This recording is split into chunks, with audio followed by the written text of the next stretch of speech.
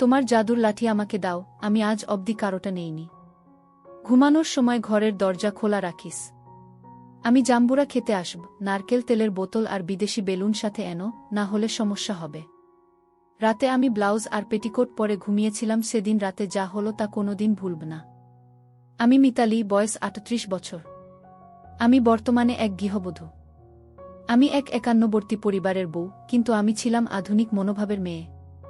আর আমার এই মনোভাবের জন্য আমি আমার দিদিকে ধন্যবাদ জানাই। আমার দিদির জন্যই আমি অনেক কিছু জেনেছি। সেই সময় আমি ক্লাস 9-এ পড়ি এবং আমার দিদি উচ্চ মাধ্যমিক পাস করে কলেজে ভর্তি হয়েছে। আমাদের বাড়ি কলকাতা থেকে বেশ কিছুটা দূরে এক মফস্বল শহরের সংলগ্ন এক নুনু গ্রামে। আমাদের পরিবারের তখন প্রচুর জমি জায়গা ছিল এবং তার সাথে সাথে আমার ঠাকুরদার একটি বিশাল চালের আরও ছিল সেই মফস্বল শহরে। আমার ঠাকুরদা আর 4 ছেলে এবং 1 মেয়ে। আমার বাবা ঠাকুরদার তৃতীয় ছেলে, মানে আমার 2 জেঠা ও 1 কাকা এবং 1 পিসি আছে। আমার বড় জেঠুর 2 সন্তান, আমার বড়দা এবং আমার বড়দি। মেজ জেঠুর 1 ছেলে, আমার মেজদা, আর আমার বাবার 2 মেয়ে, আমি আর আমার দিদি। ছোট কাকুর 1 ছেলে, নাম বিশু। এবার মূল গল্পে ফেরা যাক। আমি আর আমার দিদি বেশ ছোট বয়স থেকেই একই ঘরে একই বিছানা রাতে শুতাম। আমি আমার দিদিকে একটু ভয় পেলেও আমার দিদি আমার সাথে বন্ধুর মতো মিশত। আমাদের লোকালিটিতে একটি স্কুল ছিল ক্লাস 8 পর্যন্ত, যার ফলে আমাদের স্কুলে ক্লাস 9-এ ওই স্কুল থেকে অনেক ছাত্রী ভর্তি হতো। আর হ্যাঁ, ওই স্কুলটা ছিল কোয়েড, মানে ওখানে ছেলে এবং মেয়েরা একসাথে লেখাপড়া করত। আমি যখন ক্লাস 9-এ উঠি সেই বছরও অনেক ছাত্রী ভর্তি হলো আমাদের স্কুলে।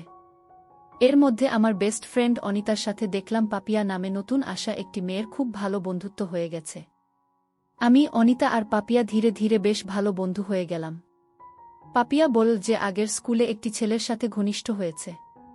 আমি আর অনিতা প্রথম পাপিয়ার কাছে গল্পের বই দেখি যেটাতে ভিন্ন রকমের মন মাতানো গল্প থাকত। পাপিয়া এও বলে যে সে নাকি ক্যাসেটও জোগাড় করতে পারে নীল সিনেমার। আমরা ঠিক করি যে একদিন আমরা স্কুলে না গিয়ে অনিতাদের বাড়ি যাব। অনিতাদের বাবা মা অফিসে যায় আর সারাদিন বাড়ি ফাঁকা থাকে, আর ওদের বাড়িতে ক্যাসেট প্লেয়ারও আছে। আমরা বাড়িতে বললাম স্কুল প্রজেক্টের জন্য আমরা অনিতাদের বাড়িতে যাব। আমাদের বাড়ির লোক বিনা সন্দেহে আমাদের পারমিশন দিয়ে দিলেন। আমরাও নির্দিষ্ট দিনে অনিতাদের বাড়িতে হাজির হলাম। পাপিয়া 3টি ক্যাসেট এনেছিল। পাপিয়া বলল একটি রোম্যান্টিক টাইপ ফিল্ম চালাবে। আমরা এসব বিষয়ে তেমন কিছুই জানতাম না। আমরা বললাম তুই যেটা ভালো বুঝিস সেটা চালা। ও প্রথম ক্যাসেট চালালো। পর্দায় ভেসে উঠল একটি ছেলে আর একটি মেয়ের সিনেমা।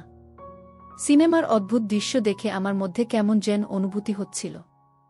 আমার বেশ ভালো লাগছিল। একটু পর পাপিয়া আমার অবস্থা বুঝতে পেরে কেমন যেন আচরণ করতে শুরু করল। বেশ কিছুক্ষণ আমি চোখ বুজে থাকলাম। আমি চোখ খুলতেই অনিতা আর পাপিয়া জিজ্ঞাসা করল, কি রে, কেমন লাগল? আমি বললাম, দারুণ। ওরা বলল, তবে এবার 3 জনে মিলে গল্প করা যাক। একটু পর আমরা 3 জন গল্প করতে শুরু করলাম। সারাদিন এভাবেই কেটে গেল, সে এক দারুণ অনুভূতি। তারপর বিকেলবেলা আমরা যে যার বাড়ি ফিরে গেলাম। অনিতাদের বাড়ি থেকে ফিরে আসার সময় আমার একটু ভয় ভয় করছিল, কারণ আমার এটা প্রথম অভিজ্ঞতা। তাছাড়া বাড়িতে সবাই গ্রুপ স্টাডির কথাটা বিশ্বাস করবে তো।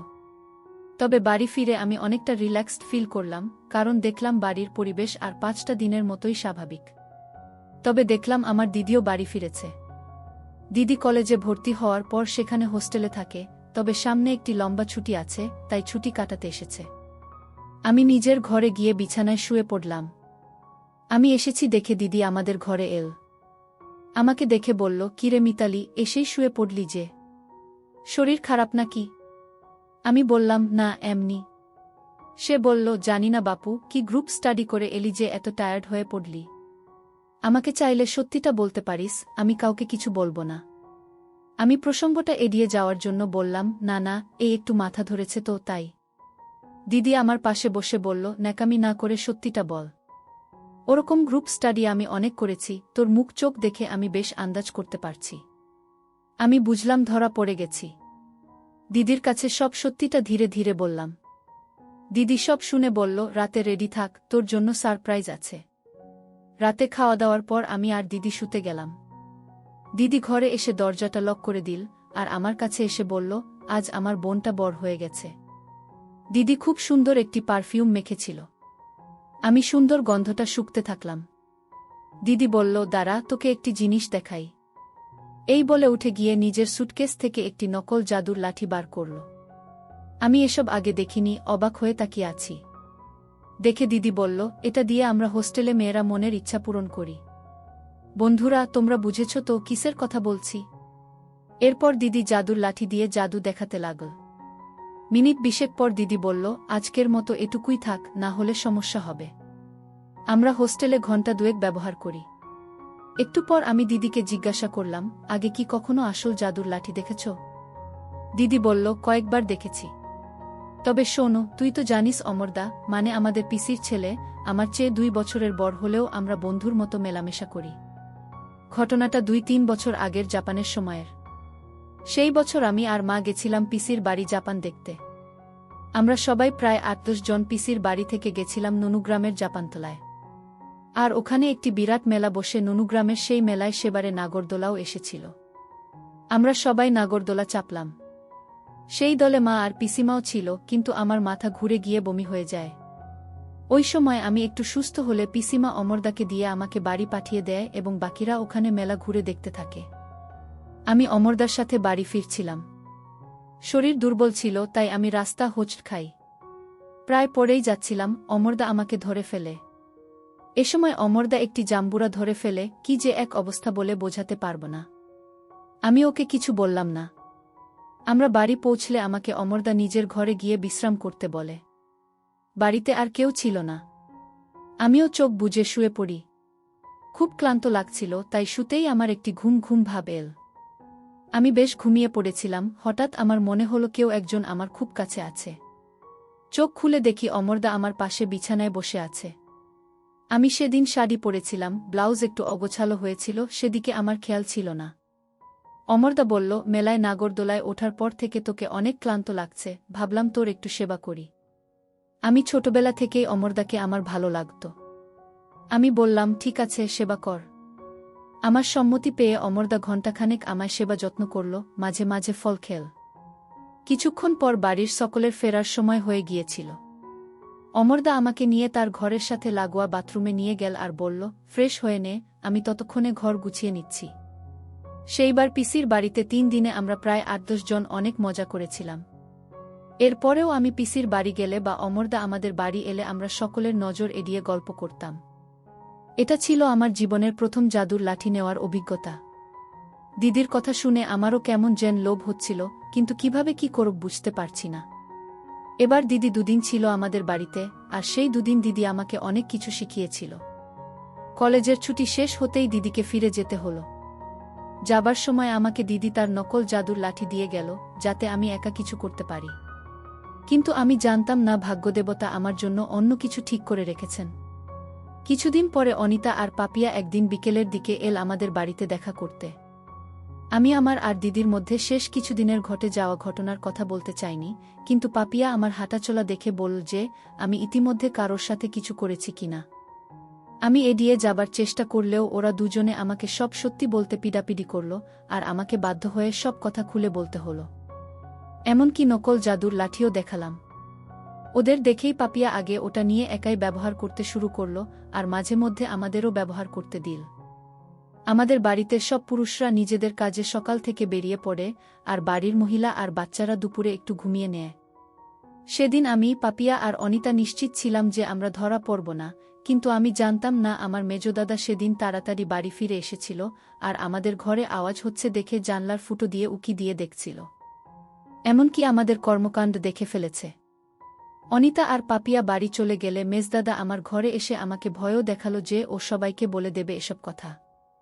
আমি ওকে অনুরোধ করলাম যেন কাউকে কিছু না বলতে। তখনও বলল, তাহলে আমাকে জাম্বুরা খেতে দিতে হবে। আমি বুঝে গেলাম মেজদা কি বলতে চাইছে, তবু একটু আশ্চর্য হয়ে ইতস্তত বোধ করলাম। মেজদা বলল, তোর দিদি অমরদার সঙ্গে কি কি করেছে তা তোর বান্ধবীদের বলেছিস? তা আমি শুনেছি, তোদের 2 বোনের সব কীর্তি আমি জেনে ফেলেছি, বেশি নাটক করলে সবাইকে বলে দেব। আমি দেখলাম মেজদা শুধু দেখেই ফেলেনি, শুনেও ফেলেছে সব কথা। আমি কোনো উপায় না পেয়ে মেজদাকে জাম্বুরা খেতে দিলাম। এদিকে প্রায় বিকাল হয়ে এসেছিল, আর বাইরে উঠোনে মা কাকিমারা উঠে পড়েছিল ঘুম থেকে। বাইরে গলার আওয়াজ পেয়ে আমি মেজদাকে বললাম, এখন কিছু না করাই ভালো, বাড়ির কেউ দেখে ফেলতে পারে। মেজদা রাজি হচ্ছিল না, তবুও ধরা পড়ে যাওয়ার ভয়ে আমি বললাম, রাতে আমার ঘরে চলে এসো। মেজদা বলে গেল, রাতে যেন আমি দরজা খুলে রাখি। সবাই শুয়ে পড়লে ও আমার ঘরে আসবে। সারা সন্ধে আমি পড়ার ঘরে বসে একটুও পড়ায় মনোযোগ দিতে পারিনি। আমার মেজদার কথা ভেবে খুব এক্সাইটেড ছিলাম। দিদি কলেজে ভর্তি হওয়ার পর থেকে আমাদের ঘরে টেবিলটা ফাঁকা হয়েছিল, আর আমার ভাই আমার থেকে মাত্র 1 বছরের ছোট, তাই ও আমার সাথে পড়তে বসত। পড়তে পড়তে আমার অস্থির ভাব লক্ষ্য করে আমার কাছে কারণ জানতে চাইল। আমি কিছু না বলে এড়িয়ে গেলেও বেশ বুঝতে পারলাম কিছু একটাও সন্দেহ করেছে। কিন্তু আমার চোখের সামনে তখন শুধু মেজদার কথা ছাড়া আর কিছুই আমি ভাবতে পারছিলাম না। রাতের খাওয়া দাওয়া সেরে আমি আমার রুমে এসে বসলাম, আর খাবার ঘরে আমার আর মেজদার চোখে চোখে কথা হয়ে গেল। রাতের খাবার শেষে আমি আমার ঘরে অপেক্ষা করছিলাম। রাতে আমি ব্লাউজ আর পেটিকোট পরতাম, আসলে তখনও গ্রামের দিকে মেয়েদের নাইটি পরার চল একটা ছিল না। এই অবস্থায় মেজদাকে একটি সারপ্রাইজ দেওয়া যাবে। আমি দরজাটা শুধু ভেজিয়ে দিয়ে আলোটা অফ করে নাইট ল্যাম্পটা জ্বেলে দিলাম। দরজাটা লক করলাম না, আমি শুয়ে শুয়ে মেজদার অপেক্ষা করতে করতে বুঝতে পারলাম আমার অদ্ভুত লাগছে। একটু পর আমার ঘরের দরজাটা ঠেলে খুলে গেল, আমি বিছানায় পড়ে রইলাম যেন ঘুমিয়ে পড়েছি। চোখের পাতা একটু ফাঁকা করে দেখে নিলাম, মুখ দেখতে পেলাম না, তবে নাইট ল্যাম্পের আলোতে বেশ বুঝতে পারলাম মেজদা ছাড়া আর কেউ নয়। মেজদা একটি কালো চাদর জড়িয়ে এসেছে, যাতে অন্ধকারে সহজে কেউ তাকে দেখতে না পায়। আমার ঘরে ঢুকে চাদরটা একপাশে রাখল। দেখলাম মেজদা একটি লুঙ্গি পরে আছে। মেজদা নাইট ল্যাম্পের আলো আমায় একদৃষ্টে দেখতে লাগল। আমি তার চোখে আকর্ষণ দেখতে পেলাম। সে এসে আমার বিছানায় পাশে বসল, কিসের দিকে যেন তাকিয়ে আছে, ঠিক বুঝতে পারলাম না। আমি যেন ঘুমিয়ে পড়েছি সেইভাবে শুয়ে রইলাম। মেজদা বলল, আমি জানি তুই জেগে আছিস। কথাটা শুনে আমি উঠে পড়লাম। দাদা বলল, আমি নারকেল তেল আর বিদেশি বেলুন এনেছি, তোর সাথে প্রথমবার গল্প করব, তাই ভাবলাম এগুলো নিয়ে আসি, এগুলো ছাড়া ভালো লাগবে না। একটু পর আমরা গল্প করতে শুরু করলাম। বাড়ি ভর্তি লোকের মাঝে আমি চেঁচামেচি করছিলাম। মেজদা বলল, এত জোরে শব্দ করিস না, সবাই বুঝে যাবে। এই রাতে 40 মিনিটের মতো গল্প করেছিলাম। শেষ মুহূর্তে হঠাৎ দরজার কাছে খুট করে একটি শব্দ হতেই ঘুরে দেখি মেজদা দরজা লক করেনি, আর সেই দরজার সামনে দাঁড়িয়ে আমাদের ছোট ভাই বিশু দাঁড়িয়ে আমাদের দেখছে আর নিজে নিজে কি যেন করছে। আমি একটু হকচকিয়ে গেলাম, এমন মুহূর্তে ও আশা রাগ হল প্রচণ্ড। আর একটু পরে আসলেই বা কি ক্ষতি হতো। রাগের মাথায় ভাবলাম, ও যদি আবার কাউকে কিছু বলে দেয় তাহলে তো সমস্যা হবে। মেজদাকে বললাম, বিশুকেও আমাদের গল্পের আসরে শামিল করি, তাহলে ও কিছু বলতে পারবে না। আমি আস্তে আস্তে বিশুর সামনে গিয়ে বসলাম, অন্ধকারে কিছুই বুঝতে পারল না যে আমি ওর সামনে বসে আছি। আমার ছোঁয়া পেতেই ও ভয় পেয়ে পালাতে গেল, আর আমি ওকে বাধা দিলাম, বললাম, তোর লজ্জা করে না? এত রাতে আমার ঘরে ঢুকে কি করছিলি? আমি না তোর দিদি হই? ও পাল্টা দিল, তুই নিজের ঘরে মেজদার সাথে যা করছিলি তা খুব ভালো কাজ নাকি? বাড়ির সবাই জানলে কি হবে বলতো? আমি বললাম, কিন্তু বাড়ির লোককে কে বলবে? ও বলল, আমি যদি বলে দিই? আমি বললাম, তবে আমিও বলে দেব যে আমাদের দেখে ফেলেও সঙ্গে সঙ্গে বাড়ির সবাইকে না জানিয়ে তুই চুপচাপ দেখছিলি। আমার কাছে নেকা সাজিস না, তুই বাড়ির লোককে জানাতে চাইলে আরও আগে জানাতিস, তোর মতলবটা কি বল? বলল, আমাকেও গল্প শোনাতে হবে, আমার একা ভালো লাগে না, একসাথে দুইজনের সাথে গল্প করতে পার ভেবে আমি আর বাধা দিলাম না। পালাক্রমে বিশু আর মেজদার সাথে অনেক গল্প করেছি রাতভর। ঘড়িতে তখন রাত 2:30 বাজে, ঘর অগোছালো হয়ে আছে, জামাকাপড় এদিক সেদিক ফ্লোরে পড়ে আছে। ওরা গুড নাইট বলে নিজের রুমে চলে গেল। এদিকে আমিও একটি ম্যাক্সি পরে ফ্রেশ হয়ে নিলাম। হাঁটতে অসুবিধা হচ্ছিল, তবুও রুমের দরজাটা লক করে কোনোমতে শুয়ে পড়লাম। ক্লান্ত থাকায় তাই সহজেই ঘুমিয়ে পড়লাম। আমার ব্যথা কমেছে। আজ আবার আরেকবার করবি এই বিষবা জীবনে, আর একা থাকা ভালো লাগছে না। তুই যেদিন থেকে আমার বাড়িতে ভাড়া এসেছিস সেদিন থেকেই আমাকে লুকিয়ে লুকিয়ে দেখিস, যা তেলের শিশিটা নিয়ে আয়। সেদিন রাতে কাকিমা যা করল তা কোনোদিন ভুলব না। আমার নাম জুয়েল, যে ঘটনাটা আজ বলতে যাচ্ছি সেটা ঘটেছিল আজ থেকে প্রায় 6 বছর আগে। তখন আমি রাহুম্বুল কোম্পানিতে মেডিকেল রিপ্রেজেন্টেটিভের চাকরি করতাম। পোস্টিং ছিল বহরমপুরে। মাইনে কম হওয়ায় বাধ্য হয়ে মেসবাড়িতেই থাকতে হতো। আমি বরাবরই খাদ্যরসিক, তাই মেসের পানসে খাবার খেয়ে আমার পোষাচ্ছিল না। কম ভাড়ায় একটা বাড়ি খুঁজছিলাম, যাতে একটু ভালো মন্দ কিছু খেতে পারি। বেশি দেরি হল না। এক ওষুধের দোকানদার সন্ধান দিলেন একটি বাড়ির। কিন্তু সমস্যা হল, পেইং গেস্ট থাকতে হবে। এক রবিবার সকালে বাড়ি দেখতে গেলাম। গিয়ে দেখলাম একতলা বাড়ি, সামনে একটা সুন্দর বাগান। কলিং বেল বাজাতে এক ভদ্রমহিলা এসে গেট খুলে দিলেন। উনি আমায় সঙ্গে করে ভেতরে নিয়ে গেলেন। গিয়ে দেখলাম একটাই বেশ বড় ঘর, সঙ্গে লাগোয়া বাথরুম ও রান্নাঘর। ঘরটা আমার খুব পছন্দ হলো, কিন্তু ভাবছিলাম আমি এই ঘরে থাকলে ভদ্রমহিলা কোথায় থাকবেন। এই কথা ভাবতে ভাবতেই ভদ্রমহিলা এক থালা লুচি আর আলুর দম নিয়ে ঘরে ঢুকলেন। এবার আমি আমার নিজের পরিচয় দিয়ে ওনার তৈরি জলখাবারের খুব প্রশংসা করলাম। ওনার হাতের খাবার খেয়ে বুঝলাম আমার এখানে থাকতে অসুবিধা হবে না। শুধু ওনার পরিচয় আর ভাড়া কত নেবেন জানলে খুব ভালো হয়। এবার তিনি বলতে শুরু করলেন।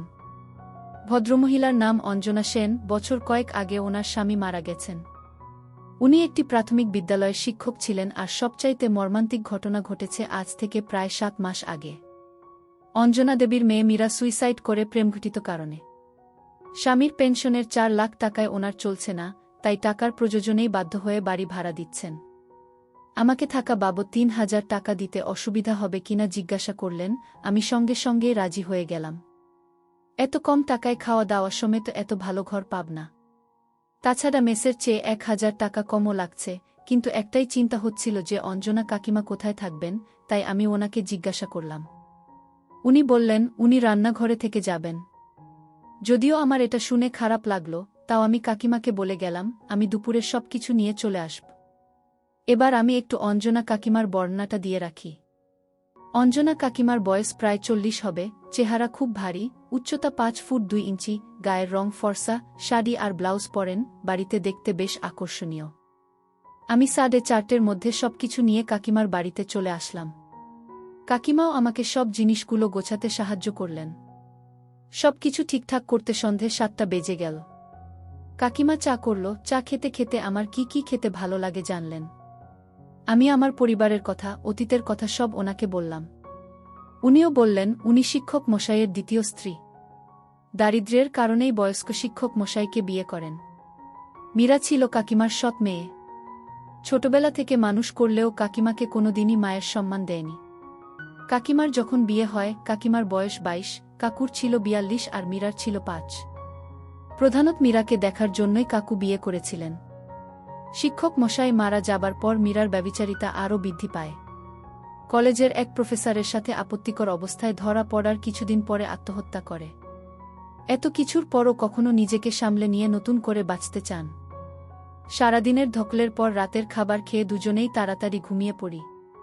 রাত 2টোর নাগাদ প্রস্রাব পেয়ে বাথরুমে যেতে গিয়ে কাকিমাকে দেখে আমার কেমন যেন মনে হলো। কোনো রকমে বাথরুম থেকে ফিরে কাকিমাকে দেখতে থাকলাম। কাকিমা শুধু একটা শাড়ি পরে চিত হয়ে ঘুমোচ্ছে, দেখেই নিজেকে সংযত রাখতে পারছিলাম না। কিন্তু প্রথম দিনেই এতটা এগোনো ঠিক নয়। কাকিমার ইচ্ছে আছে কি না জিজ্ঞাসা করা দরকার। আমি ভাবলাম কাকিমাকে যদি আমার সাথে রাতে ঘুমানোর ব্যবস্থা করে দিতে পারি, তাহলে ভালো সুযোগ পাওয়া যাবে।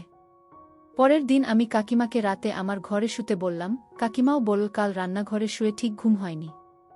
কিন্তু যেহেতু ঘর ভাড়া দিয়েছেন, তাই লজ্জায় আমাকে কিছু বলতে পারেনি। আমার প্রস্তাবে কাকিমা খুশি হলেও আমাকে নিরাশ করে কাকিমা মেঝেতে বিছানা করে শুতো আর আমি খাটে শুতাম। এরকম কিছুদিন চলার পর মোক্ষম সুযোগটা এলো। পরের শনিবার বাথরুম পরিষ্কার করতে গিয়ে কাকিমা পা মুচকে পড়ে গেল।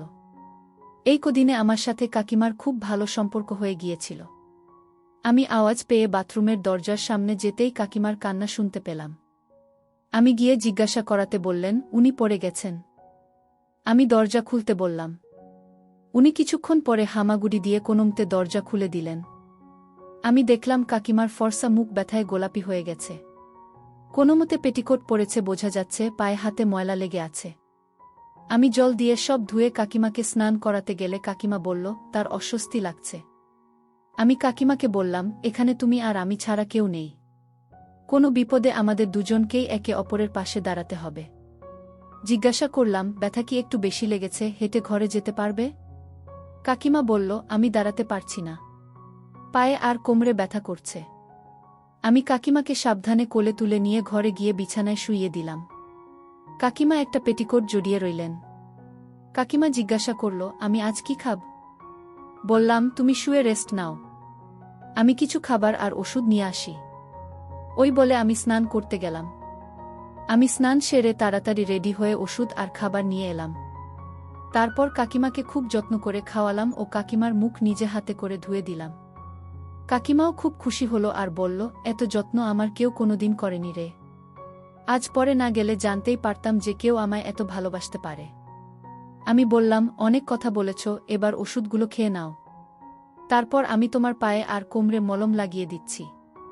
কাকিমা ওষুধগুলো খাইয়ে দিয়ে আমি প্রথমে পায়ে ভালো করে মলম লাগিয়ে মেসেজ করে দিলাম। তারপর কোমরে মালিশ করতে শুরু করলাম। কিছুক্ষণের মধ্যে কাকিমাও ঘুমিয়ে পড়ল। একটু অগোছালো ভাব দেখে অস্বস্তি হচ্ছিল। আবার মনে হলো, না আজকে না, কাকিমা সুস্থ হলে কিছু করা যাবে। আমি যে কখন ঘুমিয়ে পড়েছি জানি না, ঘুম ভাঙল কাকিমার ডাকে। চোখ খুলে দেখি ঘর পুরো অন্ধকার। মোমবাতিগুলো কখন শেষ হয়ে নিভে গেছে। আমি কাকিমাকে দেখতে পারছি না বলে কাকিমাকে নাইট ল্যাম্পটা জ্বালাতে বললাম। কাকিমা লাইট না জ্বালিয়ে ঘরের অন্যদিকের একটা জানলা খুলে দিল। বাইরে ঝিরিঝিরি বৃষ্টি শুরু হয়েছিল। বাইরে ঠান্ডা হাওয়া ঘরে এসে ঢুকছে। দূরে স্ট্রিট ল্যাম্পের আলো বাগানের গাছের ভিতর দিয়ে কিছুটা এসে ঘরের মেঝেতে এসে পড়ছে। কাকিমা বলল, আজ পায়ের ব্যথাটা কমেছে। আমি জানি কাল তুই আমাকে দেখে অনেক কিছু কল্পনা করেছিস। কাল আমি অসুস্থ ছিলাম বলে কিছু বলতে পারিনি। আমি খানিকটা লজ্জা পেলাম। তবুও সাহস করে বললাম, তুমি কি আমার সাথে গল্প করবে? কাকিমা, আমার কাছে দারুণ একটা জিনিস আছে, সেটা দিয়ে গল্প করলে তোমার খুব ভালো লাগবে। বন্ধুরা, তোমরা বুঝেছ তো কি বলতে চাচ্ছি? কাকিমা বলল, তুই যেদিন থেকে এসেছিস সেদিন থেকে আমি খেয়াল করেছি তুই আমাকে আর চোখে দেখিস। আমি যখন বাথরুমে কাপড় কাচি তখন আমার দিকে তাকিয়ে থাকিস, আবার যখন উবু হয়ে বসে ঘর মুছি তখনও কিসের প্রতি যেন একটা টান তোর চোখে দেখা যায়। যা, ওই টেবিলের উপর থেকে তেলের শিশিটা নিয়ে আয়। তোর সাথে আজ গল্প করব। একটু পর আমি আর কাকিমা গল্প করতে শুরু করলাম। সকাল সকাল 2.5 ঘন্টা আমরা আড্ডা দিয়েছি। মনটা বেশ প্রফুল্ল লাগছে। ওদিকে কাকিমার চেহারায় এক ধরনের প্রশান্তির ছাপ দেখা যাচ্ছে। একটু পর কাকিমা স্নান সেরে কিছু নাশতা তৈরি করল আর আমি ফ্রেশ হয়ে নাশতা খেয়ে নিলাম। কাকিমাকে বললাম, কলেজের নোটের কাজটা জমে উঠেছিল, তাই সকালে বেরোতে হবে। কচিমা বলল, একটু সাবধানে যাস। আমি মাথা নেড়ে বেরিয়ে গেলাম।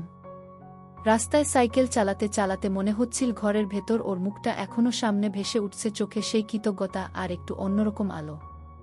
কাজ শেষ করে দুপুরের দিকে ফিরলাম। উঠোন ফাঁকা, দরজার কাছে এলেই ভেতরে চাপা গলায় কিছু আওয়াজ পেলাম। প্রথমে ভেবেছিলাম হয়তো কাকিমা কারোর সাথে গল্প করছেন, কিন্তু একটু এগিয়ে জানলার পাশে দাঁড়াতেই যা দেখলাম তার জন্য মোটেও প্রস্তুত ছিলাম না। ঘরের মাঝখানে যতীন কাকু বসে আছেন। মাঝবয়সী, কিন্তু এখনও যুবক চেহারা। যতীন কাকুর হাত ধীরে কাকিমার হাতের উপর রাখা। কাকিমা টানছেনও না, আবার পুরোপুরি প্রত্যাখ্যানও করছেন না। সেই মুহূর্তে কাকিমার চোখে এমন এক শূন্যতা দেখলাম যা আমার কাছে একেবারে নতুন। আমি স্থির হয়ে গেলাম। বাইরে বৃষ্টির শব্দ, ভেতরে চাপা শ্বাস আর অস্বস্তিকর নীরবতা। যতীন কাকুর নিচু গলায় বলছিলেন, তুমি সব সময় একা থাকো, কাউকে তো দরকার পাশে। কাকিমা চোখ নামিয়ে রাখলেন, কিন্তু থামালেন না। আমার গলা শুকিয়ে গেল, মনে হচ্ছিল আমি যত্ন করেছি, পাশে থেকেছি, তবুও কাকিমা অন্য কারো দিকে হাত বাড়াচ্ছেন। তবু ভেতরে কোথাও আবার একটা কাঁপুনি। এই দৃশ্যটা যেন আমাকে টেনে ধরে রাখল। জানালা থেকে সরতে চাইলাম, কিন্তু পারলাম না। ঠিক তখনই কাকিমার চোখ হঠাৎ আমার দিকে চলে এল, যেন টের পেলেন কেউ দাঁড়িয়ে আছে। আমাদের চোখাচোখি হল। এক মুহূর্তের জন্য তীব্র অস্বস্তিকর, আবার ভয়ঙ্কর টানটান। আমি সরে গেলাম তড়িঘড়ি, বুক ধড়ফড় করছিল, মাথায় শুধু একটা কথাই ঘুরছিল, এখন থেকে আমাদের সম্পর্ক আর আগের মতো থাকবে না। খানিক বাদে যতীন কাকু উঠে দাঁড়ালেন। দরজার কাছে এসে কাকিমাকে কিছু একটা ফিসফিস করে বললেন। কাকিমা শুধু মাথা নেড়ে উত্তর দিলেন। তারপর দরজা পর্যন্ত এগিয়ে দিয়ে কাকিমা ফিরে এলেন ঘরে। আমি বুঝলাম এটাই সুযোগ। আমার পিছু সরার কিছু নেই। তাই সাহস করে ঘরে ঢুকলাম। কাকিমা আমাকে দেখে প্রথমে একটু থমকে গেলেন, যেন কিছু বলার মতো শব্দ খুঁজে পাচ্ছেন না। তারপর ধীরে চুপচাপ খাটে বসলেন। আমি কোনো রাগ দেখালাম না, শুধু চুপচাপ দাঁড়িয়ে রইলাম। কিছুক্ষণ পর কাকিমা নিজেই মুখ খুললেন। কণ্ঠে যেন দম আটকে আসা দীর্ঘশ্বাস। তুই তো সব দেখেছিস, তাই না? কাকিমা নিচু চোখে বললেন। আমি চুপ রইলাম, শুধু মাথা ঝুঁকিয়ে জানালাম হ্যাঁ। কাকিমা দীর্ঘক্ষণ নীরব থেকে হঠাৎ বলতে শুরু করলেন, তুই জানিস না রে, বিধবা হবার পর থেকে আমার জীবনটা কত ফাঁকা হয়ে গেছে। সকাল থেকে রাত পর্যন্ত মানুষজন আসে যায়। আমি কাজ করি, হাসি মুখে কথা বলি, কিন্তু ভেতরে ভেতরে আমি একেবারে একা হয়ে গেছি। এই একাকিত্বটাই মানুষকে মেরে ফেলে রে। আমি হালকা গলায় বললাম, কাকিমা তুমি তো বলেছ আমি আছি এখন। কাকিমা আমার দিকে তাকিয়ে হালকা হাসলেন, কিন্তু সেই হাসিতে তীব্র কষ্ট লুকিয়েছিল। হ্যাঁ, তুই আসার পর থেকে অনেকটা বদলেছে আমার দিন, তোর সাথে আড্ডা, তোর যত্ন, সবকিছুতেই একটা ভরসা পাই। কিন্তু তার আগে এই যত বছর আমি একা কেটেছি, তখন যতীন মাঝে মাঝে এসে দাঁড়াত পাশে। লোকটা বয়সে বড়, কিন্তু মানুষটা আমায় বোঝার চেষ্টা করত, সময় দিত। আমি যখন ভেঙে পড়তাম, তখন একটুখানি ভরসা পেতাম ওর কাছে। মাঝে মাঝে রাতে আমার সেবা করত। তুই বুঝবি না রে, ওই সঙ্গ কতটা জরুরি হয়ে পড়ে একজন বিধবার জীবনে। কথাগুলো বলতে বলতে কাকিমার চোখ ভিজে উঠছিল। আমি ধীরে ওর পাশে গিয়ে বসলাম। কাকিমা বললেন, তুই বাড়ি ভাড়ার জন্য যখন এলি, তখন থেকে যতীন আর আসত না। আমারও আর মন চাইত না, জানিস। তোর সাথে আড্ডা দিতে দিন কেটে যেত। আমি ভেবেছিলাম হয়তো আর একাকিত্ব অনুভব করব না। কিন্তু আজ দুপুরে সুযোগ বুঝে যতীন হঠাৎ চলে এল, আমি আটকালাম না, বুঝলি রে। কখনো কখনো ভেতরের শূন্যতা মানুষকে দুর্বল করে দেয়া। তাছাড়া বিধবা মহিলাদের আকাঙ্ক্ষা একটু বেশি থাকে। সকালে তোর সাথে গল্প করার কিছুক্ষণ পরেই আবার আমার মন কেমন যেন করছিল, তাই যতীনকে দেখেছিলাম। আমি কাকিমার দিকে তাকিয়ে বুঝতে পারছিলাম, ও শুধু নিজের ভুল স্বীকার করছে না, ও আসলে ভেতরের জমে থাকা দুঃখ আমার সাথে ভাগ করে নিচ্ছে। আমি ধীরে বললাম, কাকিমা তোমার জায়গায় থাকলে হয়তো আমিও এমন করতাম। কাকিমা চমকে আমার দিকে তাকালেন, তারপর দীর্ঘশ্বাস ফেললেন। তুই বুঝেছিস বলে মনে হালকা লাগছে রে, আমি চাই না তোকে কিছু লুকাতে। তুই এসেছিস বলে আজ আমি আবার বাঁচতে শিখছি। আমি শুধু চুপচাপ বসে ওর পাশে রইলাম। মনে হচ্ছিল এই মুহূর্তে কোনো শব্দের দরকার নেই, কেবল কাছাকাছি থাকার মধ্যেই সব উত্তর লুকিয়ে আছে। এরপর আরও 4 বছর বহরমপুরে পোস্টিং ছিল। প্রত্যেক দিন এই 4 বছর আমি কাকিমার অনেক সেবা করেছি, যেটা বিধবা কাকিমার কল্পনার বাইরে। যেদিন আমার কলকাতায় ট্রান্সফারের চিঠি এল, কাকিমা খুব কেঁদেছিল। আমি তার পরের দিন ছুটি নিলাম সব গোছগাছ করব বলে। পরদিন কাকিমা আমাকে ছাড়তে স্টেশনে এসেছিল। আমি তাকে কিছু না বলেই তার টিকিট কেটে রেখেছিলাম, ভাগীরথী এক্সপ্রেসের এসির টিকিট। তাই আমি ওকে বলেছিলাম ট্রেন না ছাড়া অবধি আমার সাথে ট্রেনে বসতে। কিছুক্ষণের মধ্যেই ট্রেন ছেড়ে দিলে কাকিমা আমাকে বলল, এবার কি হবে? একা টিকিট নেই, তারপর এসি কামরা, তাই ওকে অনেক টাকা ফাইন দিতে হবে। আমি তখন ব্যাগ থেকে টিকিট বের করে দুজনের নাম দেখলাম। সারা রাস্তা আমরা অনেক গল্প করলাম। সকালে শিয়ালদা পৌঁছে আমি একটা খুব ভালো এসি হোটেল নিলাম। কাকিমা বলল, বাড়ি যাব কবে? আমি বললাম, আজ আমি আর তুমি এই হোটেলে সারাদিন থাকব, আর কাল বিকেলে আবার তোমাকে ট্রেনে তুলে দেব। এই দুদিন আমি কাকিমাকে কলকাতা ঘুরিয়ে দেখালাম, সিনেমা দেখালাম, ভালো কয়েকটা শাড়ি, ব্লাউজ আর ছোট জামা কিনে দিলাম। কাকিমাকে বললাম, আমি প্রতি মাসে একবার করে বহরমপুরে আসব, আর তখন তোমার কাছেই থাকব। সেদিন তুমি এই জামাগুলো পরে আমার সামনে আসবে। ও ভীষণ খুশি হল, কিন্তু আমাকে ছেড়ে থাকার কষ্টটা কিছুতেই ভুলতে পারছিল না। তাই আমি ঠিক করলাম আজ আমরা আর ঘুমাবো না, সারারাত গল্প করব। হোটেলেই অল্প ডিনার করে রুমে এসে সেদিন সারারাত ও তার পরের দিন সকাল 11:30 অবধি অনেক সময় কাটিয়েছি। এই 4 বছরের অভ্যাসের ফলে তখন আর আমাদের ক্লান্তি লাগল না। কাকিমার ফেরার ট্রেন ছিল 12:40 তাই আধ ঘন্টার মধ্যেই রেডি হয়ে গেল। আমরা দুজনে একসঙ্গে স্টেশনে গেলাম। কাকিমা যাবার আগে শুধু আমার থেকে কথা নিয়ে গেল যে আমি প্রতি মাসে অন্তত 3 দিন যেন আমি কাকিমার বাড়িতে থাকি। এরপর কাকিমাকে ট্রেনে তুলে দিয়ে আমিও নতুন ভাড়া বাড়ি খুঁজতে শুরু করলাম।